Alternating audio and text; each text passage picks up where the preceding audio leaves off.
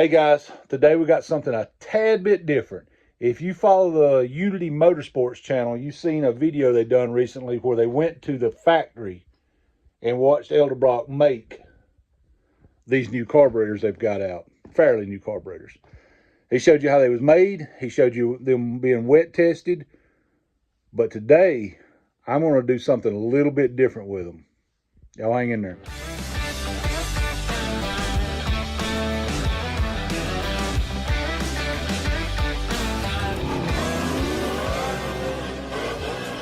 I'd say it's a nut job.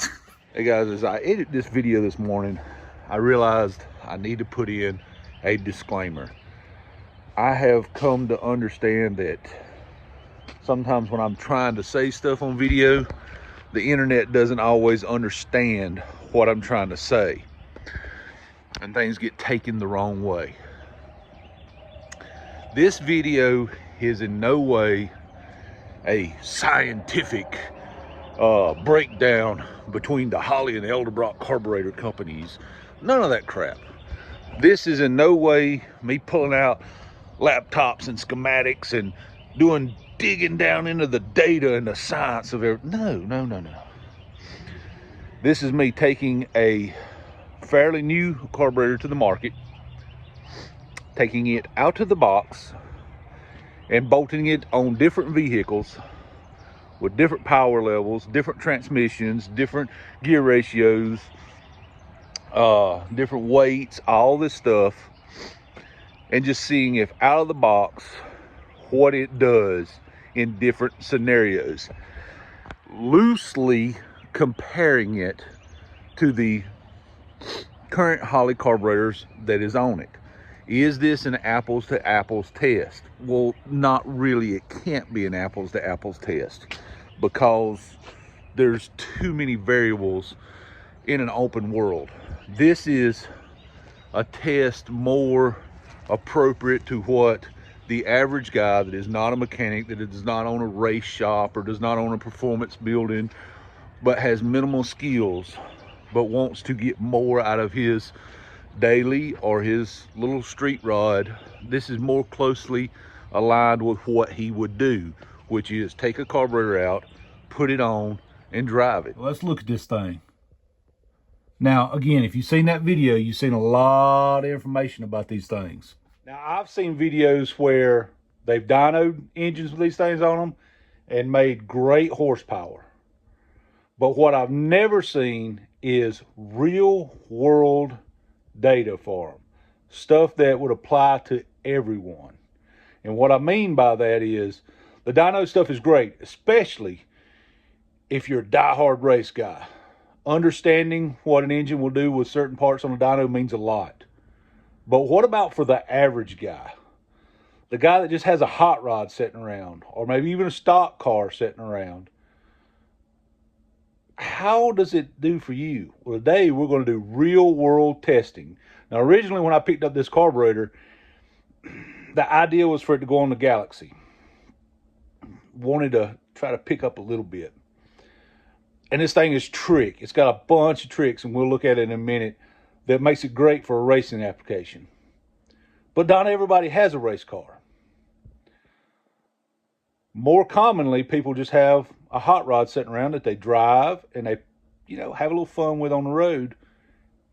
And even more commonly, people have classic cars that have mostly stock or slightly warmed up engines. How does this carburetor perform on them? That's what we're going to find out today as we put this carburetor to the test. I'm going to put this carburetor on 2 different vehicles, maybe 3. We'll decide as we go, and do back-to-back testing of real-world scenarios.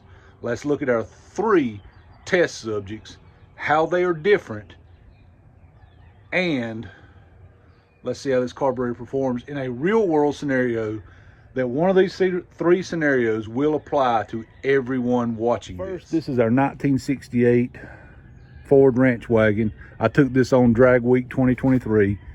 It is, you can either look at it as a fairly quick street car for what it is, or a stupid slow race car. Let's be honest, this is probably typical for what a budget build would look like.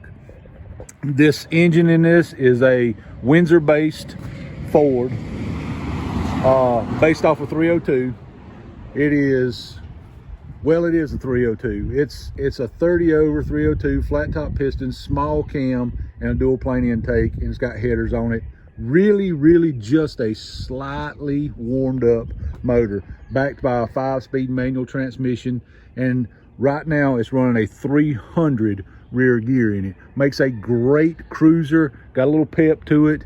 300 rear gear doesn't make it a fast race car, but makes it a great cruiser. This is one of our test subjects that we'll try it on. We'll see how it performs on this. This would probably be more typical of what a budget-minded builder would do. It's just a slightly warmed over motor, just a fun street car. It's not really it's not a race car at all.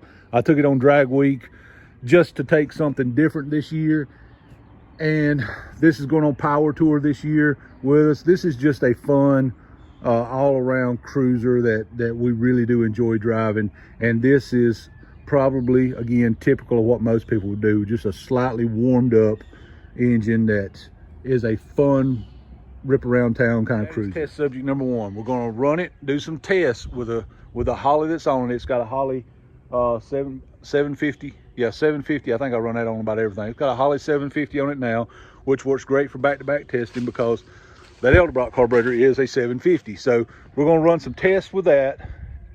We'll put the draggy in. We'll do some tests there. We'll do some town driving tests, and then we'll swap out carburetors and see how it performs. Test subject number two. This is a little more radical. This was originally put together for Drag Week 2022. We ended up taking it on Power Tour 2023. This is a little more radical, but still not a race car per se. This is runs a lot higher compression. This is 10.5 to 1 compression. This has some a really good bottom end in it. This has a pretty radical cam for a Windsor engine in it. I'm trying to remember the exact durations, but like everything else, when I start talking, I go mind numb for a minute and can't remember. It's a little bit of a radical cam. Doesn't make a lot of vacuum. It's more of a real true hot rod motor. This car is pretty quick for what it is. This car has run in the eighth mile.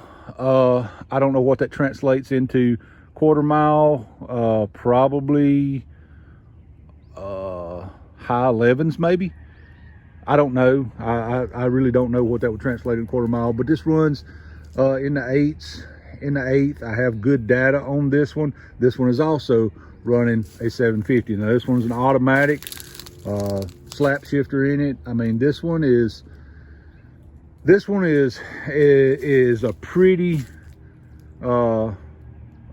rowdy car. We're using 8th mile data because, well, the street. Not condoning or endorsing any activities as such on the street.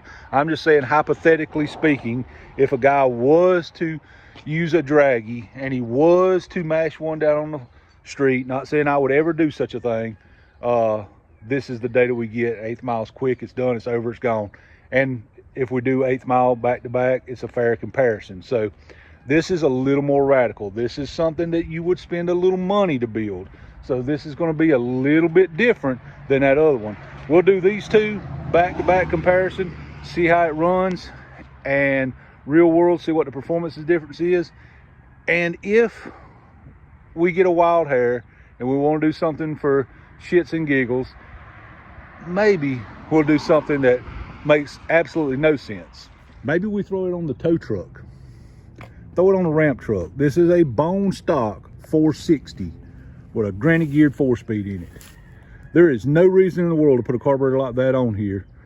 But maybe we throw it on a bone stock driver tow pig and see if anything changes with it. I don't know. So hang in there. I figure this is better information than a dyno any day for real world people, because let's face it, the average guy is not going to take his car like this and go put it on a dyno to see what it does. What he's interested in is acceleration from a stop at, say, a red light, stop and go traffic. Does it cruise down low well? Does it tip in and roll into the throttle real well? You know, things of that nature.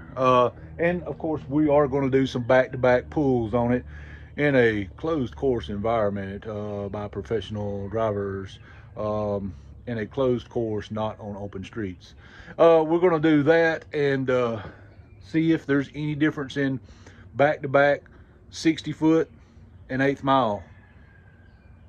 Who knows? Maybe it does make a difference. Maybe it doesn't. And we're going to do this, first off, out of the box, with 0 tuning on it. These should be good real-world examples. Hang in there, and let's get started on some of this stuff. I have run into a small snafu. All my carburetors, I run this AN style. It's a flexible hose out here and a solid mount that swivels here. This is an AN style fuel line that I run on all mine. All my carburetors, with the exception of one, is dual metering blocks, double pumper, the whole shebang, which is what this carburetor is supposed to be. If you look, this is, granted it's close, but this is too short. That's kind of weird, but whatever. Just for the sake of this video, I figured I would run to town and just grab one of these chrome. I hate these things, but I'd grab one of these chrome junky ones and use it. And if you look, it too is too short. This is the widest one they offer. The widest one that they make that we could find for that is supposed to be for the double metering block, double pumper, the whole 9 yards, what this is supposed to be. So the takeaway on that is the bowls are actually a little bit bigger than a standard Holley. The good on that, I would say, is you can get a little more fuel in them, because these bowls right here, I did actually compare them. If you look at just the bowl, it is bigger physically this way than a typical Holley, which means that the ports are just a little bit further apart. Now, for the sake of feeding you animals a video, I'm going to do something I do not suggest that you do, just because I don't suggest you do it. I'm going to take this one right here, because I don't like these little cheap chrome ones anyway, and I'm just going to cut it about right there where my thumb is and put a piece of rubber hose in there and make it a little longer. That way we can get these on the car and get the comparison made. It's not ideal, and if given the time, I would order the proper AN hose to make it a little longer for what I'm doing. You know, it's one of those things where we're just going to get a video made and we're just going to do it this way. It's not the ideal situation, but it is a situation that we will overcome. Okay, let's get started with some testing. We're going to start with the wagon. No other reason than it's sitting in my front yard and it's here. So we're going to start with it. I'm going to drive it down the road, make a lap, do a couple of start stops, all that stuff that you probably really can't tell on film how it's doing. Unfortunately, I'm not one of those fancy YouTube channels, and I can't, I do my filming with my phone. So I'm gonna hook the draggy to it and do, you know, a little 60-foot and a couple of little pulls. Unfortunately, I can't film those because the draggy uses my phone, so I only have the one. But what I can do is do that information, screenshot it, and then put it in the video so that you can get the information. You just have to trust me that it is the information. At the end of the day, I've got no reason to give you any false information, because let's be honest, I don't really care how the carburetor performs. I'm gonna be 100% real with you. I don't care how it performs. The reason being is I already own it, I already am invested in it, and I'm already going to use it. So regardless of how it performs, it's mine. I've already got it. So it's either going to be better or worse. I mean, maybe it's the same. I don't know. I have no knowledge. So it's one of those things where it is what it is, but you get to see the information as we do it. Let's get into it. When I say this thing is well tuned, let's do a cold start and show you how well tuned the carburetor is on this thing. And it's going to be a hard one to beat. I'm going to knock it out of here. I'm not going to touch the gas.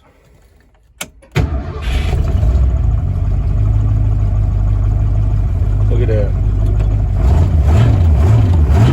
I do have a little belt squeal when I rev on it though. I think my alternator belt needs tightened up.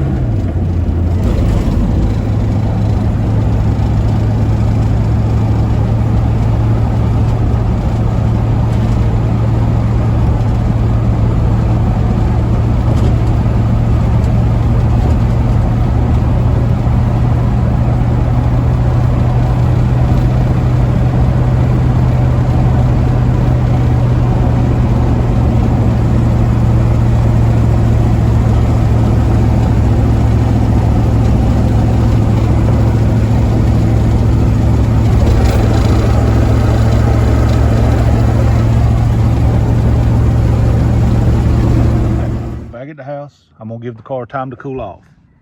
Again, keep in mind this car is painfully slow with that 3.0 rear gear in it. This is, again, let's go over the motor. It's just a 302 30 over, a little mild cam, and a Performer 302 intake, which, let's be honest, a Performer 302 is pretty much a stock intake made out of aluminum. T5 5-speed and a 3.0 rear gear, and the car, I don't know how much the car weighs. It's got to be north of 4,000 pounds. I mean, the Galaxy weighs 4,000 pounds. This has got to be heavier than it. So let's call it 4,500 pounds. It may be more, it may be less. Doesn't matter really, because these are back-to-back tested. I made 2 pulls, and I'll put a screenshot in here if I'm smart enough to do it. We made 2 pulls. Both of them were around 13 seconds, mid 13.4. Anyway, and they were pretty much the same pass. I didn't look at the 60 foots. So we have some basic numbers that we can go by. And let's see what it will do for a mostly stock car. Now, granted, the use of your word stock is different than some. To me, this would be considered a stock motor because, let's face it, any motor you take apart is probably going to need bored. And the cam is just slightly better than a stock cam, and a dual plane intake. I mean, set of headers. It's just it's a very warmed up motor. It's not a hot rod at all. So it should be a fair comparison for the average guy that just has a cruiser, because that's all this car really is a cruiser. And then maybe we'll try it out on the Cougar next, on something that's a little more rowdy. How ridiculous does a giant carburetor like that look sitting up on top of a little 302? Man. Yes, I'll address the elephant in the room. The engine is orange. I understand that. Yes, it is a 302. Yes, it is orange. Before anybody starts with why is it orange, my daughter put this wagon was built for my wife, just as a cruiser, go on vacation, cruise around, drive cross country if we want to. This engine was the first engine my daughter put together when she was 14, 15 years old. Of course, I'm standing there with her helping her, but this was the first engine that she put together. And my wife's favorite color is orange. My daughter wanted the engine to be orange because it was mama's favorite color. So I'm a guy that I don't get into all that nonsense.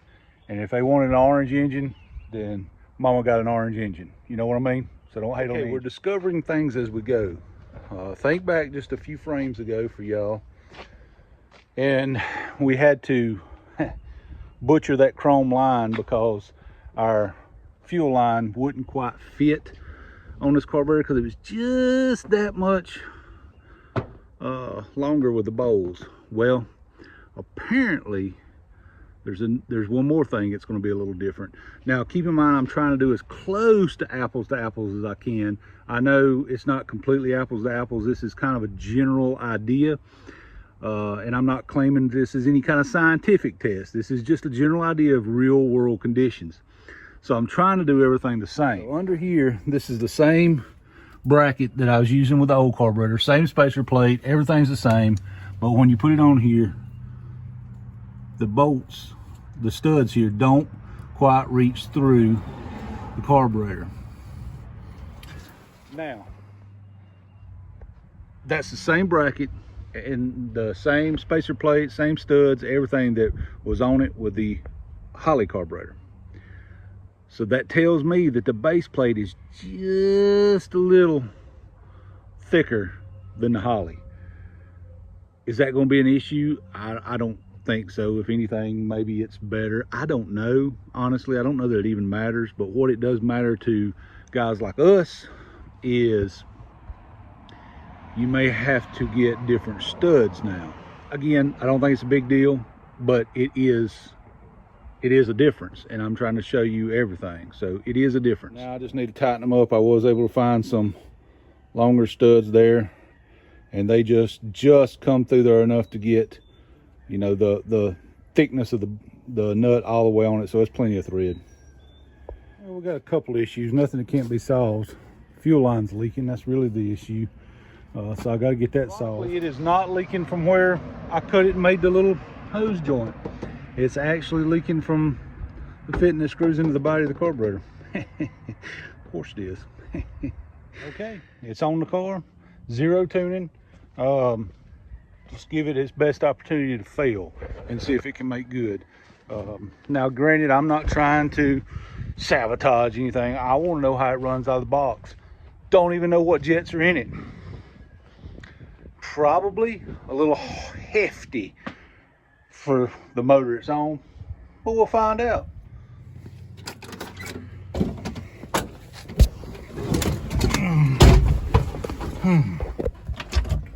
First test. Fires right up. Okay.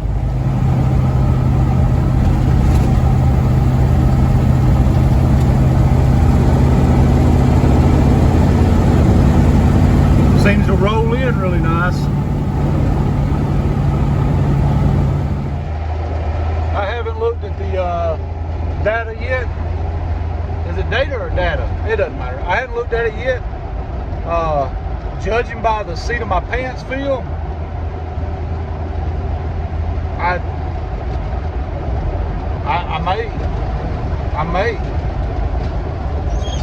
may have to really consider. I'm gonna have to really consider becoming an Edelbrock man. I never thought those words would come out of my mouth. I'm a diehard Holley. Holy crap! I'm looking at the draggy report, and if you've got one of these draggies, you know they're deadly accurate. I mean, I've compared time slip after time slip to the racetrack, and they're damn near identical. I don't know what to say. I'm actually flabbergasted. I expected some change. I did not expect what I got. I'm trying to process it through it in my head. Would it make a bigger difference on a stockish engine than it would a performance engine? It shouldn't, right? That should be the opposite. I can't wait to put this thing on the Cougar and try it. I went to the same spot.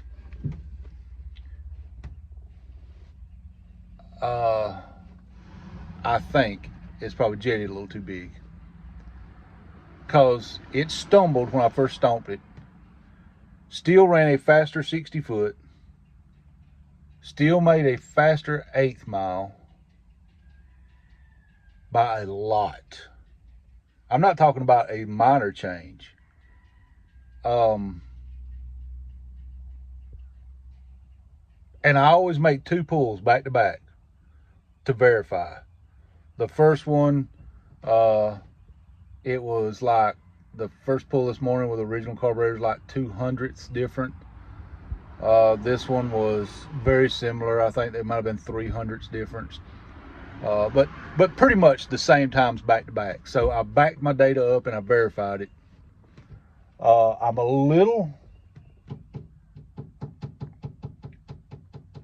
at a loss right now. I don't understand what just happened.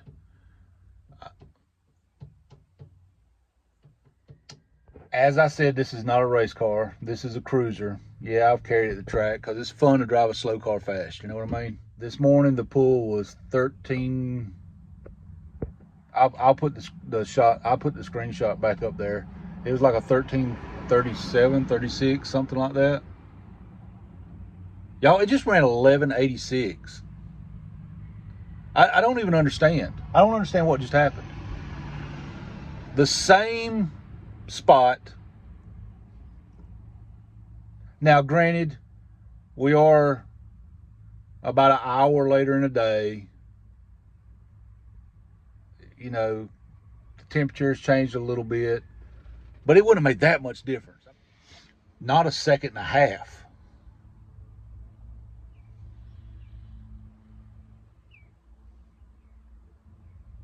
What just happened? I don't know. I have no words for this. I cannot explain this. Next, I'm gonna swap it onto the Cougar and try it on there. I need to fix that little bit of a fuel leak that's on it. Maybe that's why it stumbled. Maybe it should not have ran faster. It's got a little fuel drippage coming from where the line goes into the bowl. It's not terrible, but it does leak a little. Not enough that I was concerned. I don't know what to say, yo. I gotta process this for a minute. This shouldn't have done this. Can't wait to see what it does on this car now. Gotta go back in and get some longer studs. You know, same issue. I can't wait to see what it does on this car. Now that we know it picked up that much on the wagon, which I still don't really understand, unless maybe as good as it seemed like that carburetor was running, maybe it had some issues that I didn't know. That car ran good, got good gas mileage, started up good.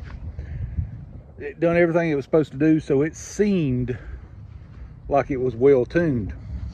But again, back-to-back testing. I done 2 pulls with the old one, 2 pulls with this one, and they were right there, almost the same with each other, just a couple of hundredths difference. So I can't explain that. What I want to do is see if it repeats that same type of result on an engine that is kind of rowdy.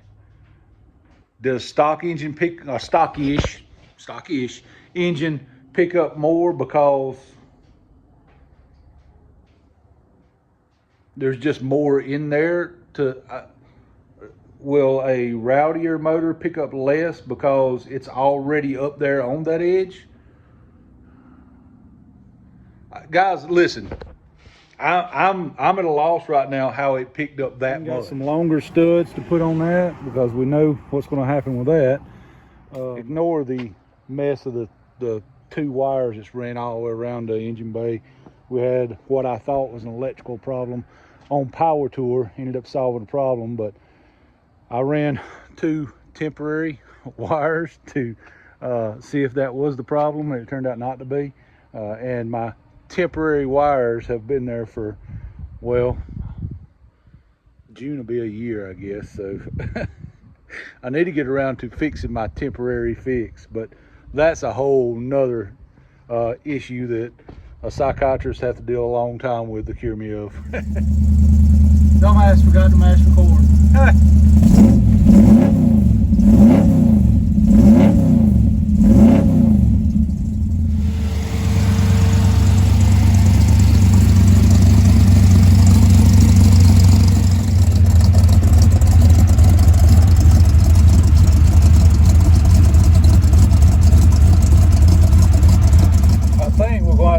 Give it a few minutes before we make our next pull. Yeah, again, Dummy-O has ran it pretty much out of gas, and what I don't want to do is get out to the spot and go to make a pull and be sitting there in the empty tank of gas. So I'm gonna run, get some gas, put it in a jug, and then come back and try to make a pull on this thing and see what happens. It sounds way more rowdy than it did before. Guys, I don't know what to say. Listen, I am a die-hard Holley guy. And even though at the beginning of this, I said I really didn't care what this did, I own it and I'm going to use it. I kind of deep down wanted it to kind of tank a little bit. Honestly, that's why I didn't even bother tuning it or changing jets in it. I was going to say, yeah, it just ran worse. You know, jet change wouldn't make it that much big deal. You know, I kind of wanted this thing to tank just a little bit. You know, not really, but kind of did, just to prove that Holley is the superior brand of all brands. Right out of the box. Holy crap. I hate to say it, but I think I'm gonna have to find me a big old tall glass of that Kool-Aid, because I'm about to start drinking some Edelbrock Kool-Aid. What the hell is wrong with me?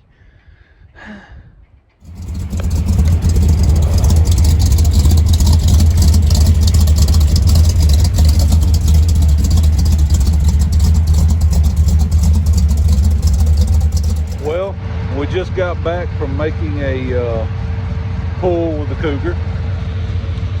Listen to that thing talk. Yeah. Let me cut this thing off and I'll share with you some information. But this thing is, this car was pretty quick. And it's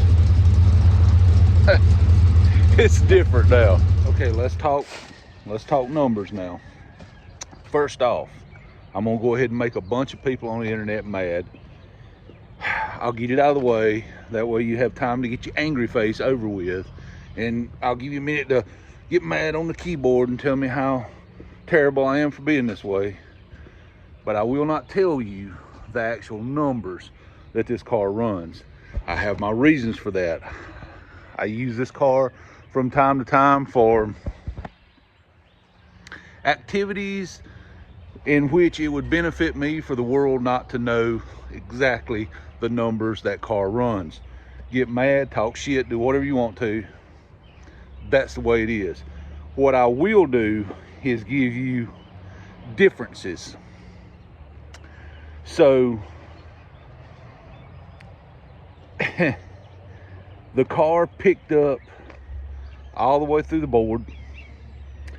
I will say the car is definitely making more power. It requires a second run.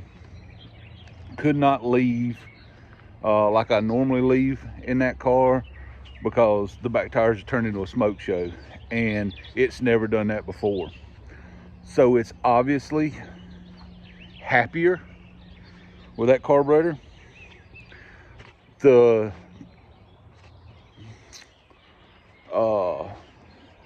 numbers, or the differences in the numbers, are not as dramatic as they were with the wagon. With the wagon,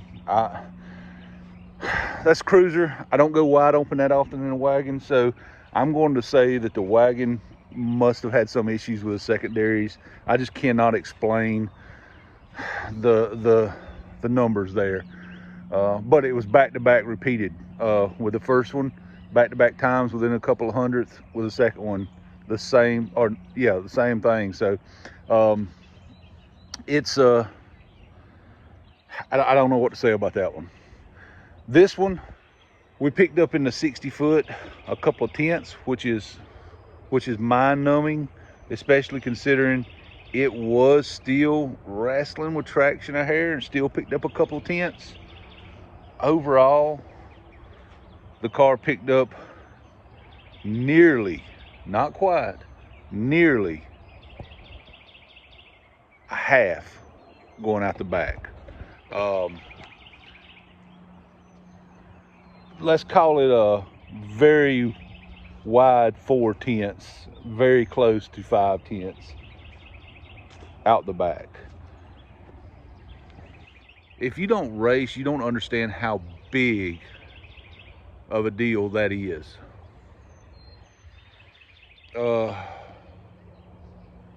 And there's a couple possibilities for that. We're going to go over some of the things that are possibilities for why it performed the way it should. Let me I have a carburetor. I'm not at the car, I'm back here now, but I have a carburetor back here. Well, I have bunches of carburetors back here. Let me pick one up and show you the couple things that I believe is going on. All right. So in a regular everyday carburetor, there's a few things that are different than that carburetor. In the average carburetor, like you will probably have on your street engine, you have choke horns.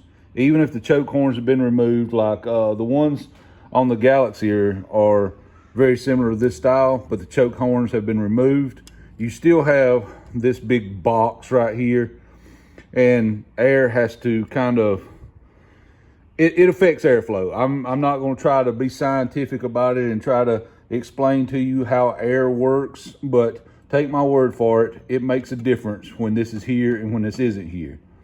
Now, this is the average street style carburetor that a lot of people will run. This one's vacuum secondary, but most will have this and the big, box here the choke horn sets in. Also, there is no adjustments on air bleeds. All that is, to a certain extent, kind of fixed.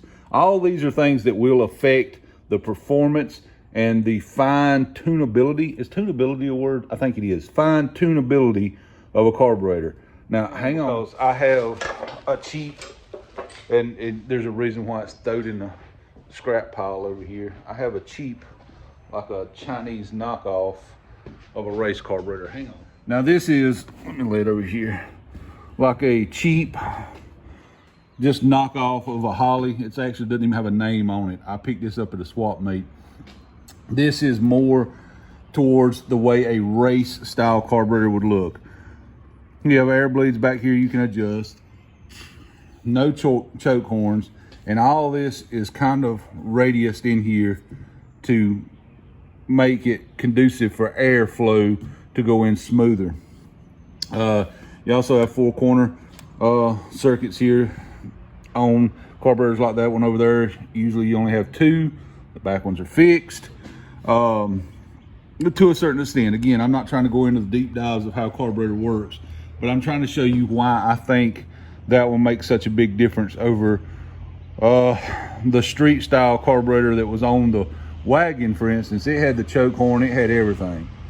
So there was a dramatic difference. I mean, it was an automatic choke carburetor. There was a dramatic difference between what that was and what was on the wagon. The Cougar had more of a racy carburetor, but not a race carburetor. It was one that the choke horns had been removed and that box had been milled down and all, but it was still the factory. It was still factory here, so none of this was radiused or none of that.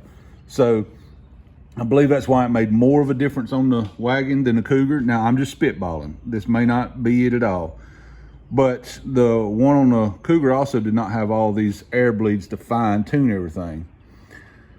So I think some of that is what affects it. Now let's go take a close look. Let's walk back up and take a close look at that Edelbrock carburetor. Walk up here to look at it. I'm going to say I am thinking that has a lot to do with it, that it can simply move air faster. At the end of the day, an engine's a giant air pump. It's going to ask for the amount of air it asks for. It's not going to ask for more air. There's a bunch of videos on out there that explain it better than I do, but basically an engine's a giant air pump, and if it's going to ask for 700 CFMs, it's going to ask for 700 CFMs. It doesn't matter if you put 1,000 carburetor on it or if you put a 600 carburetor on it, it's going to want 700 CFM to run.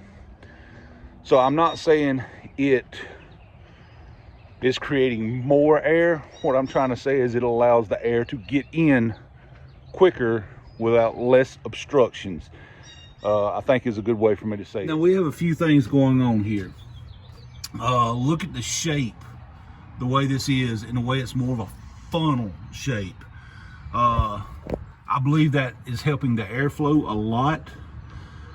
Also, I just noticed that on the other carburetors, even the race looking carburetor, the air bleeds are flush here at the top.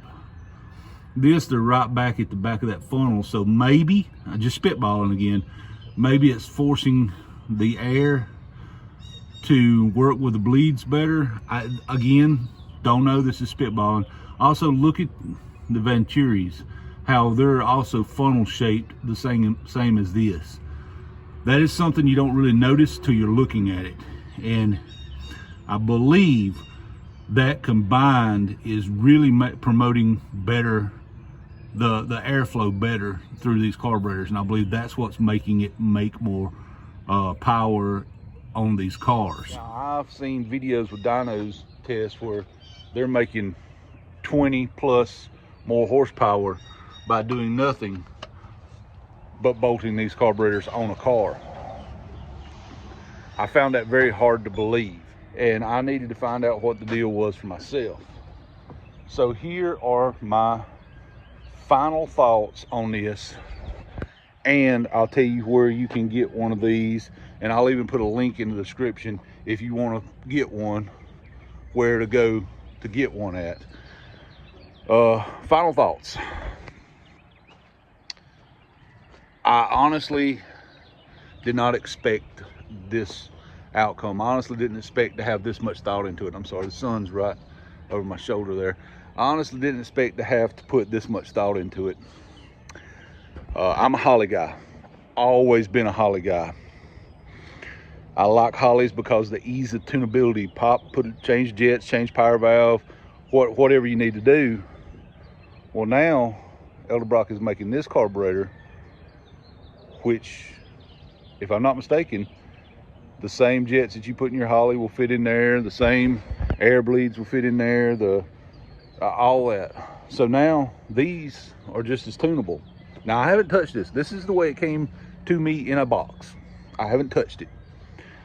So that actually brings to question brings to light an even different question.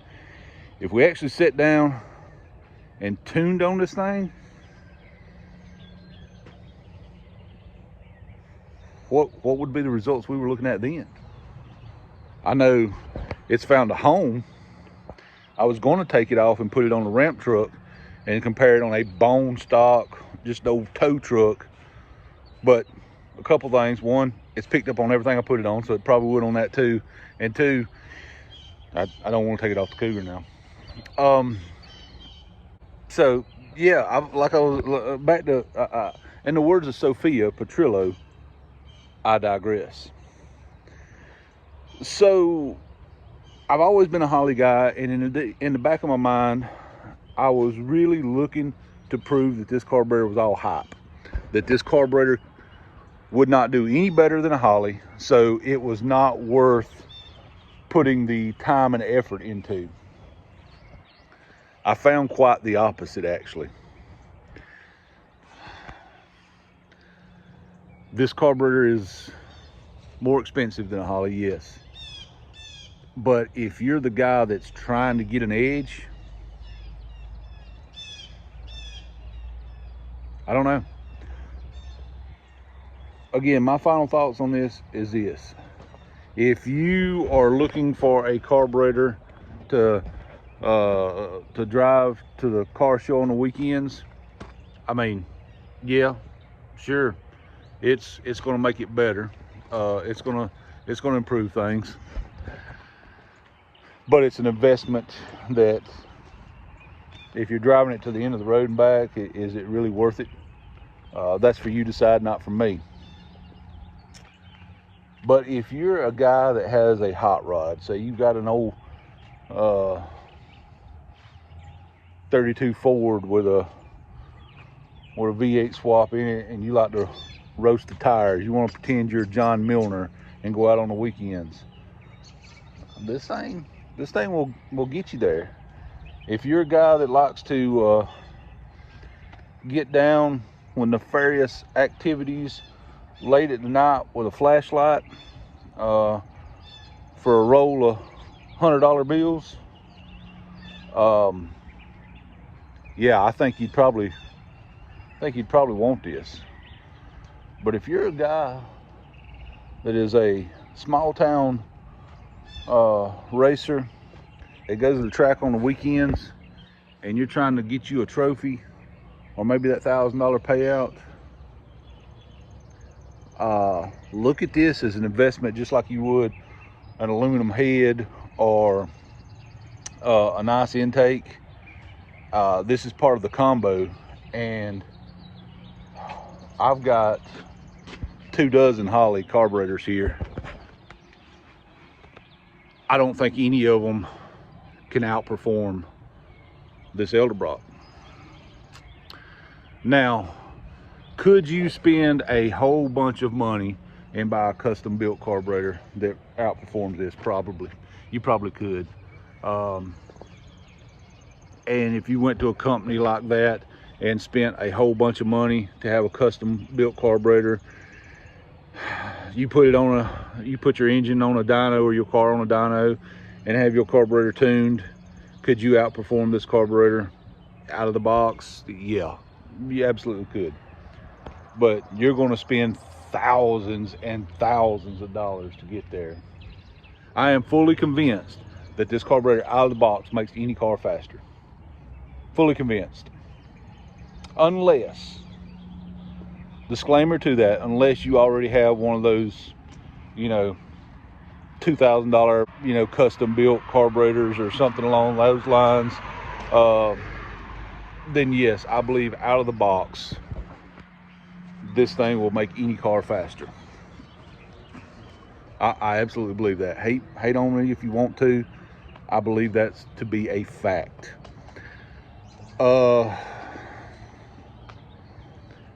And let's think about it this way. Before we were talking about if you had a custom carburetor built, put your car or your engine on dyno and had it dialed into that combination perfectly, you know, could it outperform this? Yes. But what if you took this carburetor out of the box, put it on that same engine, put it on that same dyno, and had it tuned the same so it's dialed in for that engine? Guys, I don't know what to say. I never thought you would hear the words come out of my mouth that I was impressed with an Edelbrock carburetor, but they have certainly done what a lot have not been able to do, and that's earned my respect and earned my business. I can't deny what I just witnessed with my own eyes testing these. I can't deny there's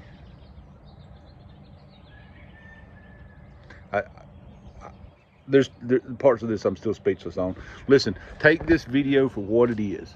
Real world kind of bolt-on scenario test. This is not any dyno numbers. There's videos out there with dyno numbers. This isn't a deep dive into that carburetor. Unity Motorsports has a deep dive into that carburetor on Highest Build. You can go see that. There's plenty of videos out there on this carburetor about the carburetor, but I didn't see any with real actual, let's bolt this on the car and see what it does. And I tried to do it on vehicles that were closer to what average people would own, like this wagon. This wagon is what your average guy that wants to go to a car show and cruise around would have, or somebody that wants to drive an old classic around. This is closer to what you would have. This is closer to what any budget build guy would build to just have a decent car up and running. And the Cougar is more that middle ground. It's not a full-blown cage tubbed race car that's going out here and running 3-second passes, you know, makes 2,000 horsepower. It's that more mid-range that possibly the same guy that owns this would build that when he saved up a little money and had a little money to invest and wanted to build something to just go out and have a tire smoker, or wanted to go play on the track on the weekends or something. That's more that little hot rod. And I wanted to give you information that applied to common people. Now, we all know there's going to be guys watching this video that are absolute carburetor gurus and engine gurus, and they're going to say, oh, I'd make that Holley outperform that thing in a heartbeat. Well, that's fine, but I challenge you to do a back-to-back test on it. Pick you up one of these carburetors from Edelbrock and give it a fair shake. Put it on there, do your absolute due diligence to try to make that Holley outperform it, and then bolt that on there and see what the difference is. I mean, again, I'm saying it's probably possible if you had one of those high-end custom-built carburetors, but for going on, say, Summit and ordering a Holley 750 double pumper and bolting it to your engine, and ordering this Edelbrock 750 and bolting it to your engine, I honestly believe this Edelbrock will outperform it anytime. I never thought I'd be saying that, but I believe it would. I'll drop a link in the comments where you can, find these. This is not a waste of money. This carburetor will pay for itself. Now, I don't know what the longevity of this thing is, but I'll find out. If you want one of these of your own, I'll drop a link in the comments. Go to Riley's Rebuilds. She is an authorized dealer of these things, and she can hook you up with one. Plus, she's a college student, so a few extra dollars toward her wouldn't hurt anything. And guys, I'm telling you right now, I'm drinking the Kool-Aid right now. I never thought I'd like Kool-Aid. I don't know what to say. We'll dig into this thing more in the future. I just wanted to do this and kind of follow up on the video I seen Unity Motorsports do, where they showed the building of this. I think they've done that video like a week back, and I wanted to follow up on that and do some real world testing, because I've had one sitting in a box for, gosh, this thing's probably been sitting in a box for a couple of months, just waiting on me to do something with it. I originally picked it up to put it on the Galaxy. Kind of wish I had now, but I decided to go dual quads on the Galaxy, and I only have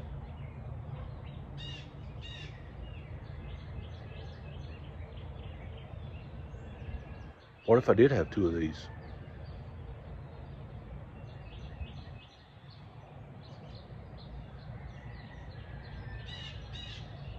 Hey, I got to get on the internet and check some things out.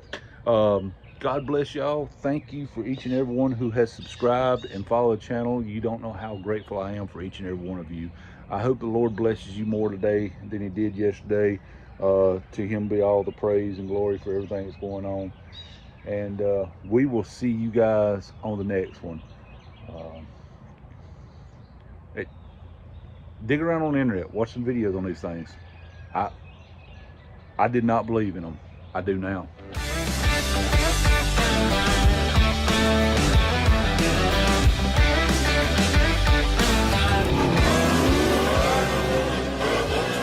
I'd say it's a nut job.